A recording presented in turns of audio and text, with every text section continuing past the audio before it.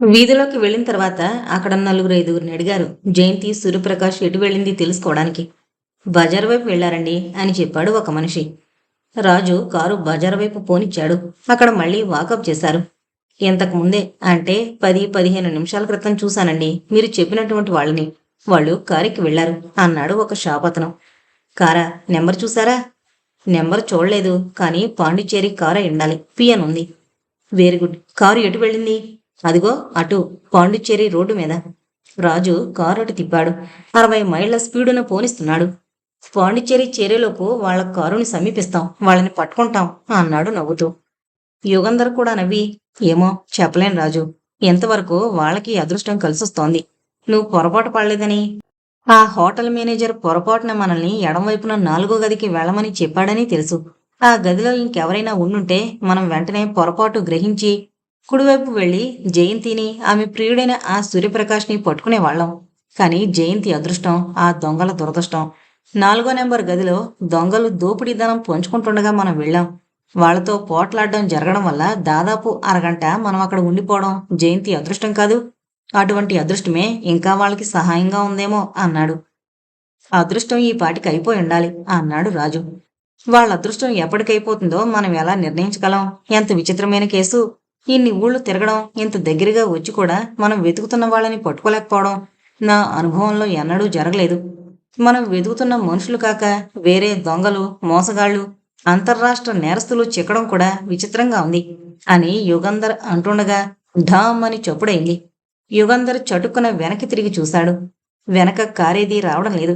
రాజు చేతిలో steering wheel కదిలిపోయి కారుని ఒక పక్కకి లాగేస్తోంది. అతి కష్టం మీద బ్రేకు నొక్కి కారు రోడ్డు పక్కనున్న చెట్లకి కొట్టుకోకుండా ఆపేశాడు రాజు. బరస్ట్ అయింది సార్ అన్నాడు నవ్వుతూ. యుగంధర్ కారు దిగి వెనక చక్రం పరీక్ష చేసి, యు ఆర్ రైట్, బరస్ట్ అయింది. చూసావా వాళ్ళ అదృష్టం అన్నాడు. అదే నేను ఆలోచిస్తున్నాను. ఆ జయంతికి, సూర్యప్రకాష్కి మంత్రాలు తెలిసేమో అంటూ రాజు వెనక చక్రం మార్చడానికి టూల్స్ తీసుకునొచ్చాడు. 20 నిమిషాలు పట్టింది. అమ్మయ్య, వాళ్ళ అదృష్టం సంగతి ఎలా ఉన్నా ఈ చక్రాలు మార్చడం చాలా శ్రమైన పని అని చేతులు దులుపుకుని రాజు సిగరెట్ వెలిగించాడు. నేను డ్రైవ్ చేస్తానులే, నువ్వు కాసేపు విశ్రాంతి తీసుకో అన్నాడు యుగంధర్. 60 మైళ్ళకి తక్కువ కాకుండా కారు నడిపాడు. మైలురాళ్లు వెనక్కి దొర్లిపోతున్నాయి. చెట్లు పక్కలకి పరిగెత్తుతున్నాయి. ఇంకా ఆ కారు ఎక్కడా కనిపించదేం అన్నాడు రాజు. వాళ్ళు ఇంత వేగంగా వెళుతున్నారేమో. ఇంకోవైపు పక్క రోడ్లోకి వెళ్ళి ఎక్కడికైనా వెళ్లారేమో. పాండిచ్చేరికి వెళ్లడం లేదేమో. యుగంధర్ నవ్వి, ఈ ప్రాంతాల పెద్ద ఊరు ఏదీ లేదు. మరీ చిన్న పల్లెలకు వెళ్ళి వాళ్ళు ఎక్కడుంటారు? హోటల్లో దిగడం అలవాటైన మనుషులు కాస్త పెద్ద ఊళ్ళే వెళతారు అన్నాడు. బస్సులు ఎదురొచ్చాయి. లారీలు పక్క నుంచి వెళ్ళాయి. ఎద్దుబళ్ళు అడ్డం వచ్చాయి. ఎదురొచ్చే కారునో బస్సునో ఆపి అడిగితే తెలుస్తుందిగా అని రాజు సలహా ఇచ్చాడు. అనవసరం, మరికొంత టైం వృధా అవుతుంది అన్నాడు యుగంధర్. పాండిచ్చేరి చేరుకునేటప్పటికీ అప్పుడే వీధి దీపాలు వెలిగాయి. మళ్ళీ హోటళ్లన్నీ వెతకాల్సిందే అన్నాడు రాజు. యుగంధర్ తల ఊపి, ఈ ఊళ్ళో చాలా హోటళ్లున్నాయి, కానీ పెద్దవి, అన్ని సౌకర్యాలు ఉండి వీలుగా ఉండేవి 4 హోటళ్లు. అక్కడ ప్రారంభిద్దాం దర్యాప్తు అన్నాడు. హోటల్ కోస్టల్కి వెళ్లారు. జయంతిని పోలిన మనిషి అక్కడికి రాలేదని తెలిసింది. తర్వాత హోటల్ హెలెన్కి వెళ్లారు. అక్కడా లేరు. తర్వాత హోటల్ పాండీలోకి వెళ్లారు. ఎస్ సార్, 1 గంట క్రితమే వచ్చారు మీరు చెప్పిన వాళ్ళు. రిజిస్టర్ చూపిస్తానుండండి. ఎస్, వెనకున్న కాటేజీలో దిగారు అన్నాడు హోటల్ గుమస్తా. కాటేజ్ నెంబర్ అడిగాడు యుగంధర్. 2 కాటేజీలున్నాయి సార్. మొదటి కాటేజీలో దిగారు. థ్యాంక్ యూ అని ఇద్దరు కాటేజీల వైపు వెళ్లారు. పూర్తయిందన్నమాట వేట, చివరికి చిక్కారు అంటూ యుగంధర్ కాటేజీ తలుపు తట్టాడు. ఎవరు? Room service. ఇప్పుడు అవసరం లేదు. స్త్రీ కంఠస్వరం. మళ్ళీ తలుపు తట్టాడు. ఏం అవసరం లేదు. యుగంధర్ జవాబు చెప్పకుండా మళ్ళీ తలుపు తట్టాడు. అబ్బబ్బా, ఏంటి గోల అంటూ తలుపు దగ్గరకొచ్చి విసురుగా తలుపు తీసి, ఎన్నిసార్లు చెప్పాలి అంటూ మాట ఆపేసి తెల్లబోయి యుగంధర్ని, రాజుని చూసి, మీరెవరు అడిగింది హీనస్వరంతో. యుగంధర్ గుర్తుపట్టాడు. జయంతే, సందేహం లేదు. మిస్ జయంతి అన్నాడు. ఎవరు మీరు అరిచింది కంగారుగా. నా పేరు యుగంధర్, ఇతను నా అసిస్టెంట్ రాజు. మేం డిటెక్టివ్లం. డిటెక్టివ్లా? జయంతి మొహం పాలిపోయింది. బెదురుతూ వెనక్కి చూసింది. సూర్యప్రకాష్ ఉన్నాడా అడిగాడు యుగంధర్. సూర్యప్రకాశ? ఎవరతను? జయంతి, ఇలా అబద్ధం చెప్పి ప్రయోజనం లేదు. సూర్యప్రకాష్ నువ్వు కలిసి ఇక్కడికి వచ్చారని మాకు తెలుసు అంటున్నాడు యుగంధర్. అంతలో గదిలో ఏదో చప్పుడైంది. తలుపు కట్టంలే అన్నాడు యుగంధర్. ఆమె కదలకుండా ఏంటి దౌర్జన్యం అంది. యుగంధర్ ఆమె 2 భుజాలు పట్టుకుని ఎత్తి పక్కన నిల్చోబెట్టి గదిలోకి వెళ్ళాడు. అతని వెనకే రాజు వెళ్ళాడు. గదిలో ఎవరూ లేరు. యుగంధర్ నీళ్లగది తలుపు లాగాడు. రాలేదు. మిస్టర్, తలుపు తీ, ఎంతసేపని అక్కడ దాక్కుంటావు అన్నాడు. అప్పటికీ జవాబు లేదు. రాజు ఒక కుర్చీ తలుపు దగ్గరికి లాగి కుర్చీ ఎక్కి నిల్చుని పైనున్న వెంటిలేటర్లోంచి లోపలికి చూసి, సార్, లోపల లేడు, పారిపోయాడు అన్నాడు కుర్చీ మీద నుంచి కిందకు దూకుతూ. ఎలా పారిపోయాడు? ఇంకో తలుపుంది అంటూ రాజు బయటికి పరిగెత్తాడు. రాజు వెనకే యుగంధర్ పరిగెత్తాడు. సూర్యప్రకాష్ తప్పించుకుని పారిపోతాడేమోననే ఆదుర్దాలో జయంతికి ఎవరూ కాపల లేకుండా పరిగెత్తారు. పరిగెత్తుకుంటూ వెళ్లి గేటు దగ్గరున్న ఒక ఫియట్ కారులో ఒక అతను ఎక్కడం దూరం నుంచి చూసి రాజు ఇంకా త్వరగా పరిగెత్తాడు. కాని రాజు అక్కడికి వెళ్లేలోపున ఆ ఫియట్ కారు కదిలి వెళ్ళిపోతుంది. రాజు నిస్పృహతో వెనక్కి తిరిగి కారు దగ్గరికి పరిగెత్తాడు. అప్పటికే యుగంధర్ కారు స్టార్ట్ చేశాడు. కదులుతున్న కారు తలుపు తెరుచుకుని యుగంధర్ పక్కన కూర్చున్నాడు రాజు రొప్పుతూ. ముందు వెళుతున్న ఫియట్ కారు దృష్టిలోంచి తప్పించుకుపోకుండా యుగంధర్ అటే చూస్తూ గేట్లోంచి కారు పోనిచ్చాడు. మన కారు స్పీడు ఆ చిన్న ఫియట్కి ఏనాడు రాదు అన్నాడు రాజు నవ్వుతూ. యుగంధర్ జవాబు చెప్పలేదు. బజారు వీధిలో జనం కిటకిటలాడుతున్నారు. సైకిల్ రిక్షాలు, సైకిళ్లు ఆడదిడ్డంగా వస్తున్నాయి. యుగంధర్ మనసంతా డ్రైవింగ్ మీదే లగ్నం చేశాడు. ఫియట్ కారు ఎటూ తిరగలేదు. తిన్నగా హైరోడ్డు మీదకు వెళుతోంది. ట్రంక్ రోడ్డు పట్టిస్తున్నాడు సార్, మనకి మరీ సులభం అన్నాడు రాజు ఉత్సాహంగా. యుగంధర్ తల ఊపాడు. క్లెజర్ కారుతో ఫియట్ కారుని సులభంగా దాటియచ్చు. తర్వాత క్లెజర్ కారు రోడ్డుకి అడ్డంగా పెడితే సూర్యప్రకాష్ ఫియట్ ఆపక తప్పదు. ఏ పిస్తోల పట్టుకుని బెదిరించి పోట్లాడే తత్వం ఉన్న మనిషి కాదని తేలిపోయింది. అటువంటి మనిషి అయితే హోటల్లోంచి అలా పారిపోడు. ట్రంక్ రోడ్డు మీద వెళుతున్నాయి 2 కార్లు. ఫియట్ స్పీడు హెచ్చింది. యుగంధర్ క్లెజర్ స్పీడు పెంచాడు. ఫియట్ దగ్గరైంది. ఇక పక్క నుంచి దాటి ముందుకు వెళ్ళాలి. బొయ్ బొయ్యమని హారన్ మోగిస్తూ పక్కగా తీసుకువెళ్లాడు కారుని. ఫియట్ పక్కకు జరిగి సైడ్ ఇవ్వలేదు. కావాలని సైడ్ ఇవ్వడం లేదు అన్నాడు రాజు. యుగంధర్ తల ఊపాడు. కుడివైపుకు వెళ్లి రాంగ్ సైడ్ నుంచి ఓవర్టేక్ చేయండి రాజు సలహా ఇచ్చాడు. అటు మాత్రం సైడ్ ఇస్తాడా? ఎందుకు ఓవర్టేక్ చేయనిస్తాడు అన్నాడు యుగంధర్. అయినా ప్రయత్నించాడు. ఫియట్ కారు కుడివైపుకు జరిగింది. అట్నుంచి క్లెజర్ కారు దాటి ముందుకు వెళ్లడానికి వీలు లేకుండా. రాజు పిస్తోల్ తీశాడు. టైరు పీలుస్తాను అన్నాడు. యుగంధర్ తల విదిలించాడు. చాలా ప్రమాదం. అతను చాలా వేగంగా వెడుతున్నాడు. స్టీరింగ్ కంట్రోల్ తప్పి చాలా పెద్ద ప్రమాదం సంభవించొచ్చు. వద్దు, కాల్చొద్దు అని వారించాడు. ముందు ఒక లారీ వెళుతోంది. ఫియట్ కారు ఆ లారీని దాటి వెళ్లిపోయింది. క్లెజర్ కారు ఆ లారీని సమీపించేటప్పటికీ లారీ రోడ్లో అడ్డంగా వెళుతోంది. హారన్ మోగించి లారీని సైడ్ అడిగి దాటి వెళ్లేందుకు కొంచెం వేగం తగ్గించాల్సి వచ్చింది యుగంధర్కి. లారీని దాటిన తర్వాత కనుచూపు మేరలో ఫియట్ కారు కనిపించలేదు. పక్క రోడ్లోకి తిప్పేశాడేమో అన్నాడు రాజు. చూద్దాం, ముందు ఎక్కడన్నా మలుపు ఉండడం వల్ల ఫియట్ కనిపించడం లేదేమో అంటూ యుగంధర్ కారు యాక్సిలరేటర్ నొక్కాడు. ఒక్క ఉరుకురికింది ముందుకి. వాయువేగంతో పోతోంది. అదిగో సార్, దూరాన కనపడే ఆ రెడ్ లైటు ఫియట్దే అన్నాడు రాజు. దూరాన్ని ఎక్కడో ఉన్న ఆ రెడ్ లైటు దగ్గరవుతోంది. బాగా దగ్గరైంది. కారు హెడ్లైట్స్ లో కనిపిస్తోంది. ఫియటే అన్నాడు రాజు. అవును. ఆ ఫియట్ ని తరుముకుంటూ మనం ఎన్ని మైళ్ళొచ్చాం అడిగాడు యుగంధర్. 35 మైళ్ళొచ్చాం పాండిచేరి నుంచి. మద్రాసు చేరేలోగానైనా ఇతన్ని పట్టుకోగలమా అన్నాడు యుగంధర్ నవ్వుతూ. ఇంకో 10 మైళ్ళు పోతే రోడ్డు బాగా వెడల్పుగా ఉంటుంది. అప్పుడు సులభంగా ఓవర్టేక్ చేయొచ్చు అన్నాడు రాజు. బాగా దగ్గరవుతారు. ఇంకో 5 నిమిషాల్లో ఓవర్టేక్ చేయొచ్చునని అనుకుంటారు ఆ డిటెక్టివ్లు. అంతలో ఏ లారీయో కారో బస్సో అడ్డం వస్తోంది. ఫియట్ మళ్లీ దూరం అవుతోంది. చెంగల్పట్టు దాటేశాం సార్ అన్నాడు రాజు నిస్పృహతో. ఏం చేస్తాం? మద్రాసుకు వెళితే చిక్కిపోతాడు. ఇంత స్పీడ్గా డ్రైవ్ చేస్తే మనమే కాక ట్రాఫిక్ సార్జెంట్స్ మోటార్ సైకిల్స్ మీద తరుముతారు అతన్ని అన్నాడు యుగంధర్. సింగపెరుమాళ్ కోవెల్ కూడా దాటారు. తాంబరం వచ్చేసింది. గిండి రైలు స్టేషన్ ముందు నుంచి వెళ్లారు. ఫియట్ కి క్లెజర్ కి 50 గజాల కన్నా దూరం లేదు. గిండి నుంచి సైదాపేట బ్రిడ్జి మీదకి ఫియట్ తిరిగింది. వెనకే క్లెజర్ వెళ్ళింది. ఓ లారీ బ్రిడ్జి మీద ఆగుంది. రాజు దూరం నుంచి చూసి ఆ లారీ చెడిపోయినట్లుంది. దాన్ని దాటి వెళ్లడం కష్టం. మనవాడు ఫియట్ ఆపి తీరాలి అన్నాడు. యుగంధర్ క్లెజర్ స్పీడు తగ్గించాడు. ఫియట్ స్పీడు తగ్గలేదు. పిచ్చి పట్టిందా ఏంటి? ఎలా ఆ లారీని దాటి వెళ్తాడు బ్రిడ్జి మీద అరిచాడు రాజు. యుగంధర్ కూడా ఆశ్చర్యంగా చూస్తున్నాడు. లారీ పక్కన సందుంది. ఒక కారు వెళ్ళడానికి చాలంత స్థలం ఉందా? లేకపోతే బ్రిడ్జి పక్కనున్న చెక్క ఫెన్సింగ్కి తగులుతుంది. సార్, ఆ సందులోంచి వెళుతున్నాడు. మనకు లెజర్ పట్టదా సందులో అన్నాడు రాజు. ఫియట్ లారీకి చెక్క ఫెన్స్కి మధ్య ఉన్న సందులో దూరింది. వేగం తగ్గకుండానే రైమని వెళ్ళింది. చెవులు చిల్లులు పడేటట్లు చప్పుడు వినిపించింది. ఫెన్స్కి కొట్టుకుంది అని రాజు అంటుండగానే ఫియట్ కారు తలకిందులుగా బ్రిడ్జి మీద నుంచి కింద పడింది. లెజర్ బ్రేక్ వేసి యుగంధరు, రాజు దిగారు. లారీ డ్రైవర్, క్లీనర్ ఫెన్స్ దగ్గరికి పరిగెత్తారు. విచిత్రం, అంత పైనుంచి కింద పడినా ఆ ఫియట్ కారు హెడ్ లైట్స్ బద్దలు కాలేదు. కనెక్షన్ పోలేదు. ఇంకా వెలుగుతూనే ఉన్నాయి. ఇంజిన్ మాత్రం ఆగిపోయింది. ఎంత పైనుంచి పడితే ఇంకేం బతుకుతారు? ఎంతమంది ఉన్నారో కారులో అన్నాడు లారీ డ్రైవర్. యుగంధర్ కోపంగా లారీ డ్రైవర్ వైపు తిరిగి, నువ్వు ఈ బ్రిడ్జి మీద లారీ ఎందుకు అట్టుపెట్టావు అన్నాడు. ఏం చేయను సార్, బ్రేక్స్ జామ్ అయ్యాయో ఏమైందో నాకు తెలీదు. లారీ కదలలేదు. నేనేం చేయను? ఇటువంటి ప్రమాదం జరుగుతుందేమోననే నేను డేంజర్ లైట్ వెలిగించుంచాను. నా తప్పేమిటి సార్?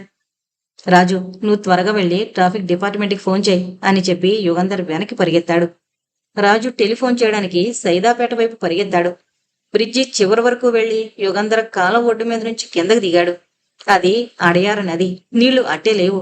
టార్చ్ లైట్ వెలిగించి ఆ వెలుగులో తావు చూసుకుంటూ కారు పడిన చోటికి పరిగెత్తాడు. టార్చ్ లైట్ వెలుగు కారులోకి వేశాడు. డ్రైవింగ్ సీట్లో కూర్చునున్న మనిషి మూలుగుతున్నాడు. యుగంధర్ ఆశ్చర్యానికి అంతులేదు. అంత ఎత్తు నుంచి కింద పడిన మనిషి ఇంకా ప్రాణాలతో ఉన్నాడు. కారు తలుపు తెరవడానికి ప్రయత్నించాడు యుగంధర్. రాలేదు. తలుపు దెబ్బతిని తాళం బిగుసుకుపోయింది. ఓ రాయి తీసుకుని తలుపు హ్యాండిల్ని విరగొట్టి తలుపు తెరచి టార్చ్ లైట్ వెలుగు లోపలికి వేసి చూశాడు. స్టీరింగ్ వీల్ కనిపించడం లేదు. కారులో ఉన్న మనిషి తల ముందుకి వాలుంది. యమబాధతో మూలుగుతున్నాడు. క్షణం ఓపిక పట్టు అని యుగంధర్ అతన్ని అక్కడి నుంచి బయటికి తీయడానికి ప్రయత్నించాడు. ప్రయోజనం లేకపోయింది. సీటుకి స్టీరింగ్ వీల్కి మధ్య ఇరుక్కుపోయాడు. ముందున్న విండ్ షీల్డ్ అద్దం తొనకలయ్యి అతని చేతులకి, మెడకి అద్దం పెంకులు గుచ్చుకున్నాయి. రక్తం ధారలుగా కారుతోంది. యుగంధర్ సీటు వెనక్కి లాగాడు. తర్వాత అతన్ని 2 చేతులతో ఎత్తుకుని తెచ్చి నేల మీద పడుకోబెట్టాడు. చకచక పరీక్ష చేయడం ప్రారంభించాడు. అతనింకా మూలుగుతున్నాడు. ఎక్కడ్నుంచో నూతులోంచి వస్తున్నట్లుంది అతని గొంతులో మూలుగు. అతనికి స్పృహ లేదు. తెలివి తప్పిన ఆ స్థితిలో కూడా బాధ భరించలేక మూలుగుతున్నాడు. అంబులెన్స్ వచ్చి ఆసుపత్రికి తీసుకెళ్లేంత వరకు బతుకుంటాడని నమ్మకం లేదు యుగంధర్కి. కారు యాక్సిడెంట్లో మరణించినట్లు దొంగ సాక్ష్యం సృష్టించి డాక్టర్ని హత్య చేసిన ఈ మనిషి కారు యాక్సిడెంట్లోనే మరణించడం విధి వైపరీత్యం. భగవంతుడు న్యాయం రకరకాలుగా చూపిస్తాడు. అంతలో సైరన్ ఊదుకుంటూ అంబులెన్స్ వచ్చింది. క్షణాల్లో నుచ్చెనలు, స్ట్రెచ్చర్లు తీసుకుని ఫైర్మెన్ దిగారు. చెప్పలేను అన్నాడు డాక్టర్ యుగంధర్తో. అంత అపరిస్థితిలో ఉన్నాడా అడిగాడు యుగంధర్. అవును. విండ్ షీల్డ్ అద్దం గుచ్చుకుని మొహమంతా చెక్కుకుపోయింది. 38 గాజు ముక్కలు మొహంలో దిగబడ్డాయి.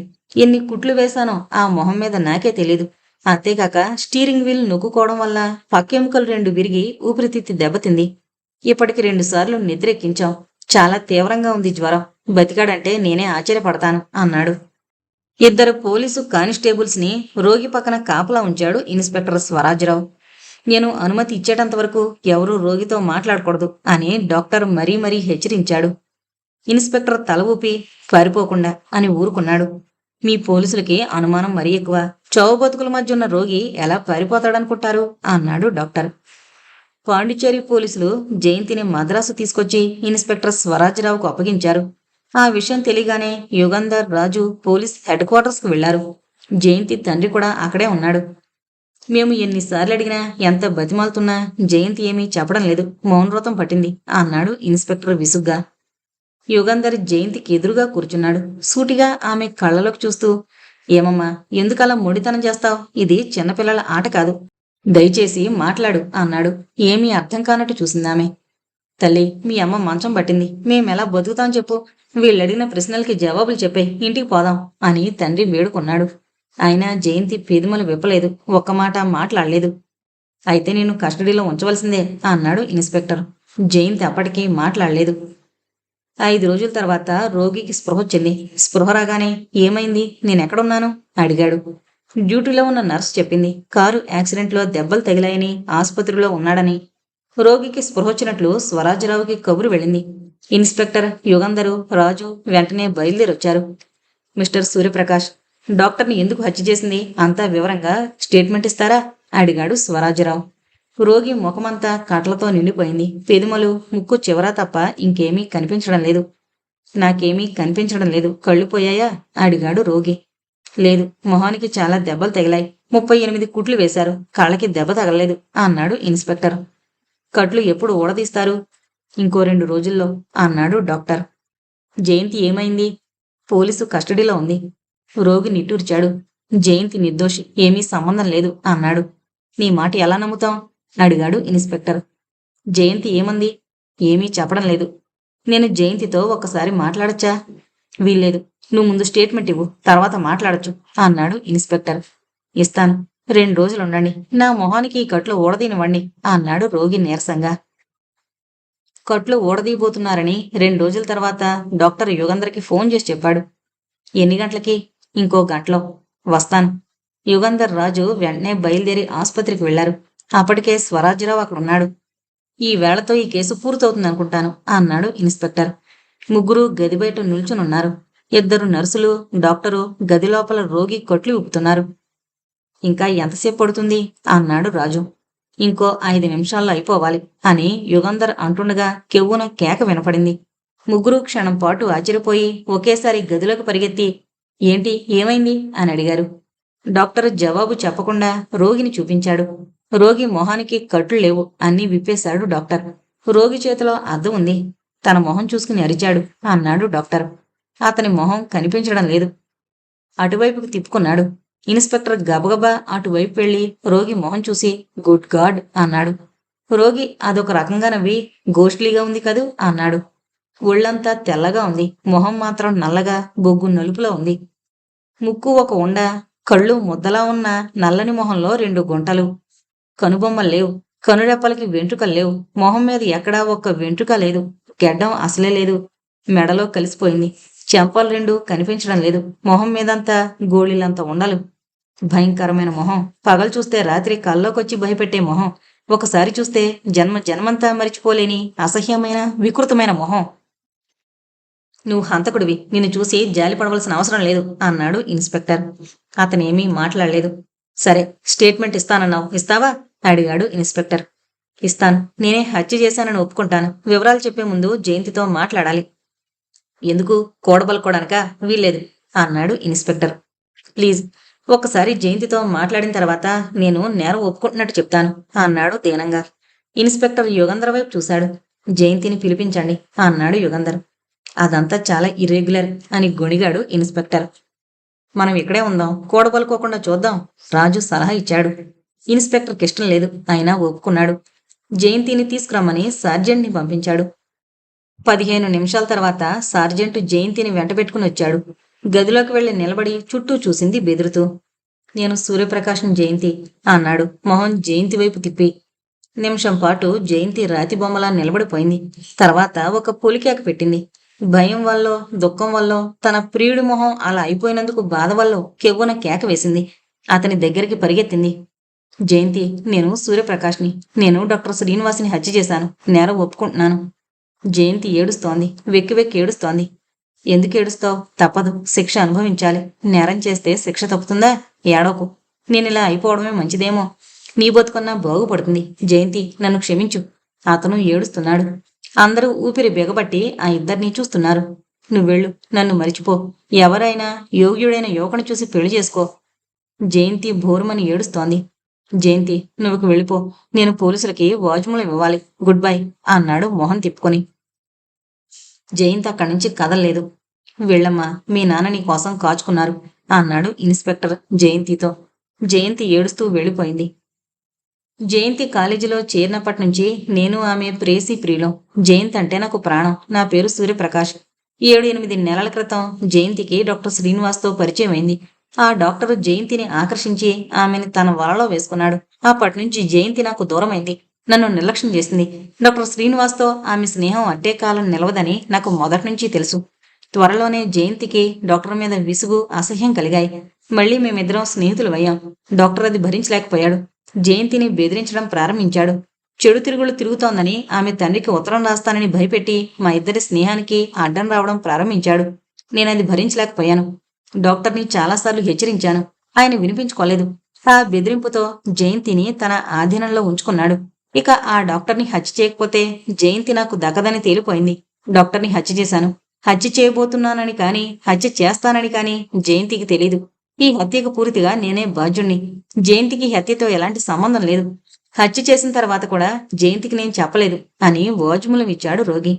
డాక్టర్ నుంచి 10,000 రూపాయలు తీసుకున్నారా? అడిగాడు ఇన్స్పెక్టర్. అవును. డాక్టర్ 10,000 ఎందుకు ఆ వేళ బ్యాంకు నుంచి తీసుకున్నాడు? నాకివ్వడానికి. 10,000 ఇస్తే నేను జయంతిని ఇక చూడనని మద్రాసు నుంచి వెళ్ళిపోతానని చెప్పాను. అర్ధరాత్రి అలందూర్ రోడ్డు మీదకి డాక్టర్ ఎందుకొచ్చాడు? నేను ఫోన్ చేశాను. ఎవరో పేషెంట్ని చూడ్డానికి వచ్చినట్లు అక్కడికి రమ్మని చెప్పాను. జయంతి ఎందువల్ల ఆ రోజు హోటల్ లగ్జరీకి వెళ్ళింది? నువ్వెందుకు హోటల్ లగ్జరీలో కాటేజ్ తీసుకున్నావు? అడిగాడు ఇన్స్పెక్టర్. రోగి ఇన్స్పెక్టర్ని కోపంగా చూశాడు. నేను హత్య చేశానని ఒప్పుకుంటున్నాను. ఇంకా నన్ను మీ ప్రశ్నలతో ఎందుకు వేధిస్తారు? ఆ రాత్రి హోటల్లో గడుపుదామని జయంతికి చెప్పాను. అందుకని ముందు కాటేజ్ బుక్ చేశాను. జయంతిని హోటల్కి రమ్మని చెప్పాను. జయంతి పొరపాటున నేను గది బుక్ చేయలేదేమో అనుకుని తను ఒక గది బుక్ చేసింది అంతే అన్నాడతను. యుగంధర్ రోగి దగ్గరగా వెళ్ళి, మీదే ఊరు? మీ తండ్రి గారి పేరేమిటి? అడిగాడు. చెప్పను. నా వల్ల నా తండ్రికి, నా బంధువులకి అపకీర్తి కలగకూడదు. చచ్చినా చెప్పను. నేను హంతకుణ్ణి. డాక్టర్ శ్రీనివాస్ని హత్య చేసిన హంతకుణ్ణి. నన్ను ఉరితీయండి అని అరిచాడు. యుగంధర ఆలోచిస్తూ నిలబడ్డాడు. ఏంటి యుగంధర ఆలోచిస్తున్నారు? అడిగాడు ఇన్స్పెక్టర్. యుగంధర్ ఆ ప్రశ్నకి జవాబు చెప్పకుండా ఇతన్ని ఛార్జ్ చేస్తున్నారా? అడిగాడు. ఆ అయితే ఒకసారి డాక్టర్ గారి భార్య పార్వతిని పిలిపించి ఇతను ఎన్నడైనా తన భర్తతో మాట్లాడగా చూసిందేమో అడిగితే? ఎందుకు? అడిగాడు ఇన్స్పెక్టర్. తర్వాత చెబుతాను, పిలిపించండి. సార్జెంట్ని పంపాడు ఇన్స్పెక్టర్. ఆవిడెందుకు? వద్దు అన్నాడు రోగి. ఎవరూ అతని మాట వినిపించుకోలేదు. అరగంట అయిన తర్వాత పార్వతి రోగున్న గదిలోకొచ్చింది.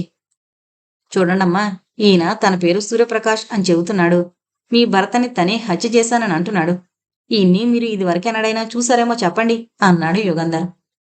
పార్వతి మంచం మీదున్న రోగిని 5 నిమిషాలు పరీక్షగా చూసి, లేదనుకుంటాను, ఎన్నడూ చూడలేదు. కాని ఎక్కడో ఎప్పుడో చూసినట్లున్నాయి ఆ కళ్ళు అంది. రోగి నిట్టూర్చాడు. ఇవి వాళ్ళు వెల్లూరు హోటల్లో వదిలేసిన సామాన్లు. ఇవి పాండిచేరిలో వదిలేసినవి అని చెప్పాడు ఇన్స్పెక్టర్ స్వరాజ్యరావు యుగంధరతో. థ్యాంక్స్. చాలా త్వరగా తెప్పించారే. అవును, మీరు తెప్పించమన్నారుగా. ట్రంకాలు చేసి తెప్పించాను. ఇవెందుకు? అడిగాడు ఇన్స్పెక్టర్. యుగంధర్ 3 వస్తువుల్ని చూశాడు. ఒక తూలు పెట్టే, ఒక హోల్డాల్, ఓ బుట్ట. హోల్డాల్లో పరుపు, దిళ్ళు, దుప్పట్లు, తువ్వాలు తప్ప ఇంకేమీ లేవు. బుట్టలో షేవింగ్ సెట్టు, చీరలు, జాకెట్లు ఉన్నాయి. తోలుపెట్టెలో కూడా చీరలు, జాకెట్లు కాక ప్యాంట్లు, కోట్లు, షర్ట్లు ఉన్నాయి. పెట్టే మూతకి చిన్న సంచుంది. ఆ సంచిలో చేపెట్టి చూశాడు యుగంధర్. ఓ ఫోటో ఉంది. అది డాక్టర్ శ్రీనివాస్ 3 పిల్లల ఫోటో. యుగంధర్ జేబులోంచి ఓ ఫోటో ఫ్రేమ్ తీసి ఆ ఫోటో ఫ్రేమ్లో ఆ ఫోటో పెట్టి చూశాడు. సరిగ్గా సరిపోయింది. ఏంటి యుగంధర్ అది? యుగంధర్ చెప్పాడు. ఈ సూర్యప్రకాష్కి డాక్టర్ పిల్లల ఫోటో ఎందుకు అవసరమైంది? అడిగాడు ఇన్స్పెక్టర్. యుగంధర్ జవాబు చెప్పలేదు. అక్కడి నుంచి బయలుదేరి రాజుతో సహా డాక్టర్ క్లినిక్ వెళ్ళాడు. బల్ల సొరుగులు తెరిచాడు మారు తాళం చెవులతో. సొరుగులో కాగితాలు కాక మందు సీసాలు, ఇంజెక్షన్ సిరంజీ పెట్టుకునే డబ్బా ఉన్నాయి. ఎస్, దీని మీద దొరకచ్చు, ప్రయత్నించి చూడు అన్నాడు రాజుతో యుగంధర్. రాజు పౌడర్ తీసి ఆ డబ్బా మీద చల్లి ఫోటోలు తీశాడు. అక్కడి నుంచి ఆసుపత్రికి వెళ్లారు. డాక్టర్తో 5 నిమిషాలు మాట్లాడాడు యుగంధర్. డాక్టర్ తల ఊపి నర్సుని పిలిచి ఏదో చెప్పి పంపించాడు. 5 నిమిషాల తర్వాత నర్సు ఒక గ్లాసు అడుగున పట్టుకుని తీసుకొచ్చి డాక్టర్ బల్ల మీద పెట్టింది. రాజు ఆ గ్లాసు మీద పౌడర్ జల్లి ఫోటోలు తీశాడు. యుగంధర్, రాజు కన్సల్టింగ్ రూమ్కి వెళ్ళిపోయారు. రాజు ల్యాబొరేటరీలోకి వెళ్లి గంట తర్వాత 2 ఫోటోలు యుగంధర్ ముందు పెట్టాడు. భూతద్దం తీసి యుగంధర్ అరగంట సేపు ఆ ఫోటోల్ని పరీక్షగా చూసి నిట్టూర్చి పాపం అన్నాడు. ఆసుపత్రి గది తలుపుకి చెరొక వైపున చెరొక కానిస్టేబుల్ నిల్చునున్నారు. యుగంధర్ని చూడగానే ఇద్దరూ సెల్యూట్ చేశారు. రోగి ఏం చేస్తున్నాడు? అడిగాడు యుగంధర్. మంచం మీద కూర్చునున్నాడు సార్, చెప్పాడు ఓ కానిస్టేబుల్. యుగంధర్ లోపలికి వెళ్ళాడు. రోగి యుగంధర్ని చూసి మొహం తిప్పేసుకున్నాడు. యుగంధర్ బాగా దగ్గరగా వెళ్లి ఎదురుగా నిల్చుని, డాక్టర్ శ్రీనివాస్ ఏంటిది అన్నాడు. రోగి ఉలికి పడ్డాడు. నేను డాక్టర్ శ్రీనివాస్ని కాను, నేను సూర్యప్రకాష్ని, హంతకుణ్ణి అన్నాడు. ప్లీజ్, ఆ నాటకం ఇక చాలు. చాలా రోజులు నమ్మించారు డాక్టర్ మరణించాడని. మీ హత్యా నేరానికి మీరే ఉరికంబం ఎక్కుదామనుకున్నారా? ఎందుకు? అడిగాడు యుగంధర్ దయగా. డాక్టర్ కళ్లలో నీళ్లు నిండాయి. నేను డాక్టర్ శ్రీనివాసనని మీకెలా తెలిసింది? అడిగాడు. మీరు ఇన్స్పెక్టర్కి వాజ్మూలం ఇస్తున్నప్పుడు అనుమానం కలిగింది. ఆ వాజ్మూలం కల్పనగా తోచింది. అందులో ఏమీ నిజం ఉన్నట్లు అనిపించలేదు. మీ సామాన్లో మీ పిల్లల ఫోటో ఉంది. అది మీ క్లినిక్లో ఉన్న ఫోటో ఫ్రేమ్లో ఉంది అని తెలిసింది. తర్వాత మీ వేలిముద్రలు క్లినిక్లో సిరంజి డబ్బా మీద వేలిముద్రలతో పోల్చి చూశాను అని నవ్వి, నేను నిజం చెప్పానుగా, మీరు నిజం చెప్పండి అన్నాడు యుగంధర్. డాక్టర్ 2 నిమిషాలు మౌనంగా ఉండి, ఏముంది నిజం చెప్పడానికి, తెలుస్తూనే ఉందిగా. జయంతితో ఒకరోజు నాకు స్నేహం అయింది. జయంతి అందం చూసి, ఆమెలో చలాకీతనం చూసి నేను ముగ్ధుడినైపోయాను. ఆ వేళ నుంచి నేను జయంతి రోజూ కలుసుకునేవాళ్ళం. జయంతికి నాలో ఏం గొప్పతనం కనిపించిందో నాకు తెలీదు, కానీ ఆమె కూడా నన్ను నిజంగా ప్రేమించింది. నా భార్య అంటే నాకు చాలా ఇష్టం, గౌరవం. నా పిల్లలంటే ఎంత అనురాగమో చెప్పలేను. వాళ్ళకి తెలియకుండా నేను నా ప్రేమ కలాపం సాగిస్తున్నాను. నా భార్యకి కొంచెంగా అనుమానం కలిగిందని నాకు తెలుసు. ఆమె సాధ్వి, సహనం ఉన్న మనిషి. నన్ను ఒక్క మాట అనలేదు. ఆమెకి అపకారం చేస్తున్నానని చింత ఒక పక్క, జయంతిని విడవలేని, విడిచి ఉండలేని ప్రేమ ఇంకొక వైపు. ఆ క్షోభలో సతమతమవుతుండగా జయంతి నన్ను మరింత క్లిష్ట పరిస్థితుల్లో పెట్టింది.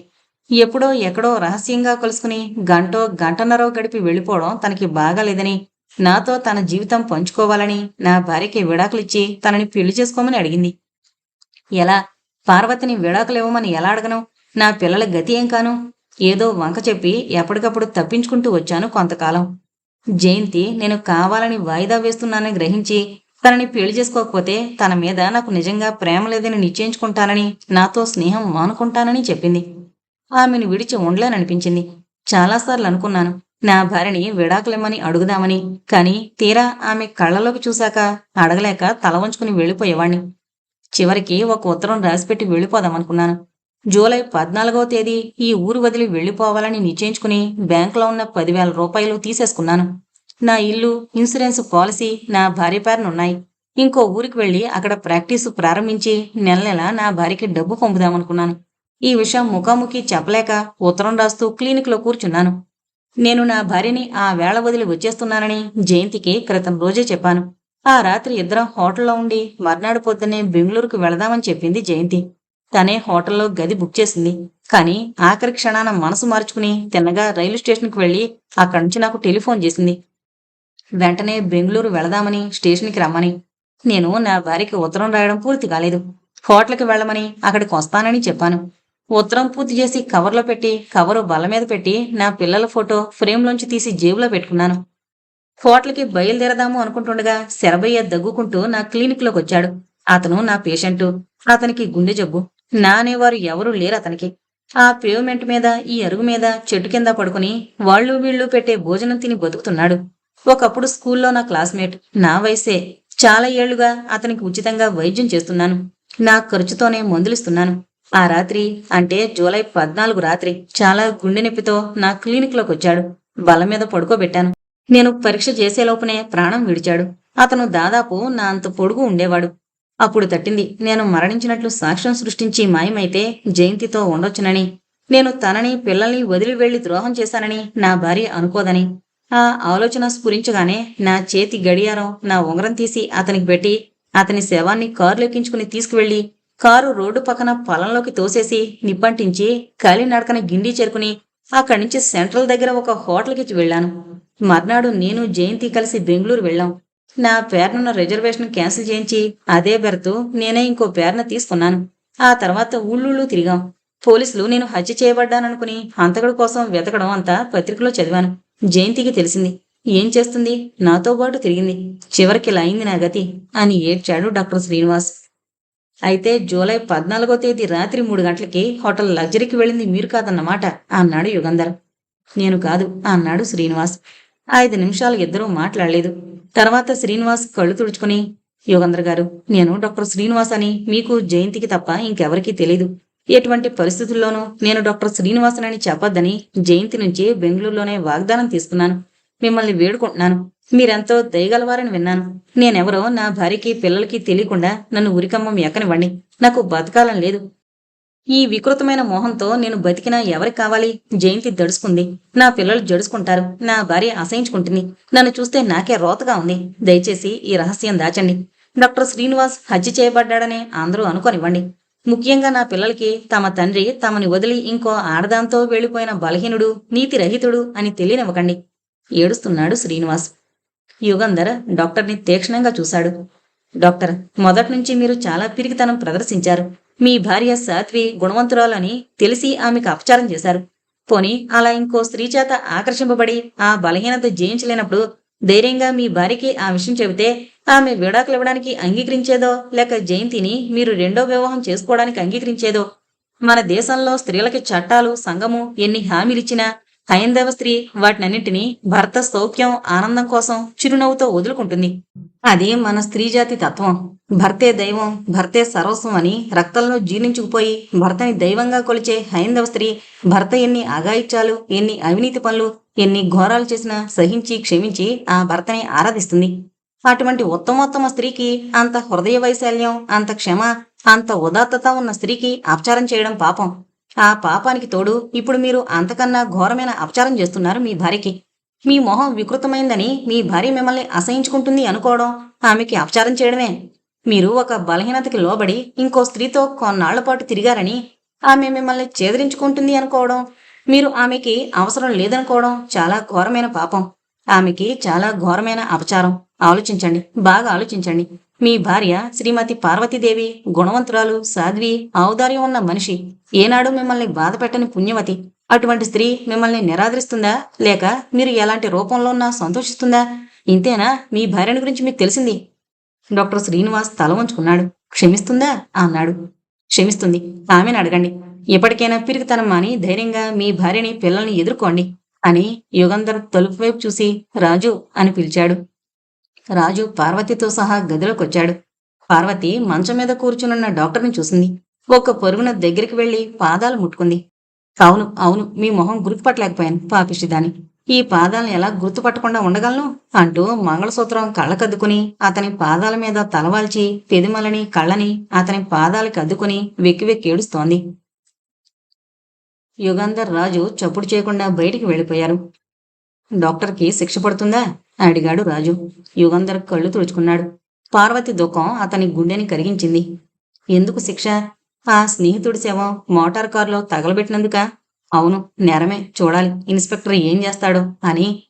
డాక్టర్, మనిషి మంచివాడే, కానీ ఉత్త మంచితనం ఎందుకు పనికిరాదు. మంచితనంతో పాటు మంచిని, చెడ్డని అన్నింటినీ ఎదుర్కోగలిగే ఆత్మధైర్యం కూడా ఉండాలి. తప్పు చేస్తున్నాననే జ్ఞానం ఉంటే చాలదు, తప్పు చేయకుండా ఉండే శక్తి ఉండాలి. తప్పు చేసిన తర్వాత తప్పు చేశానని ఒప్పుకొని దిద్దుకునే ధైర్యం ఉండాలి అన్నాడు యుగంధర్. ఇంతటితో అడుగో అతనే హంతకుడు అనే నవల కంప్లీట్ అయిందండి. దయచేసి మన ఛానల్ను అందరూ సబ్స్క్రైబ్ చేసుకోగలరు. Thank you.